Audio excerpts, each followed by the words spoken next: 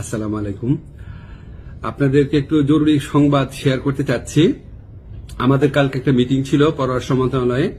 পররাষ্ট্রমন্ত্রী ছিলেন, স্বরাষ্ট্রমন্ত্রী ছিলেন, আমি ছিলাম, আমাদের পাসপোর্ট অধিদপ্তরের কর্মকর্তারা ছিলেন এবং সংশ্লিষ্ট যে সরকারি অফিসের সবাই ছিলেন আর কি। তো আমরা সেই ডিটেইল আলোচনার মধ্যে দিয়ে আমরা কিছু সুসংবাদ পেয়েছি। প্রথমে সেটা শেয়ার করি।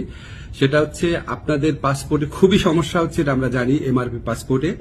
এমআরপি পাসপোর্টে পাওয়া এই 15 ডিসেম্বর থেকে আপনারা এমআইপি পাসপোর্ট পাওয়া শুরু করবেন এবং পরবর্তী 3 সপ্তাহ থেকে 4 সপ্তাহের মধ্যে প্রত্যেকে যারা আবেদন করেছেন এমআরপি পাসপোর্ট পেয়ে যাবেন। তো প্রথম প্রায়োরিটি দেওয়া হচ্ছে সৌদি আরবে এবং মালয়েশিয়াতে আমাদের যে ভাই বোনরা আছেন উনাদেরকে, এবং এরপর আপনার যেই সমস্ত কান্ট্রিতে ডিমান্ড বেশি তাদের ক্ষেত্রে একটু প্রায়োরিটি দিয়ে এই সমস্যাটা 3 থেকে 4 সপ্তাহের মধ্যে সমাধান করা হবে। এবং এত পরিমাণ এমআরপি পাসপোর্ট ছাপানো হচ্ছে যে ইনশাআল্লাহ আগামী 2-3 বছরে এই সমস্যা আর কখনো হবে না।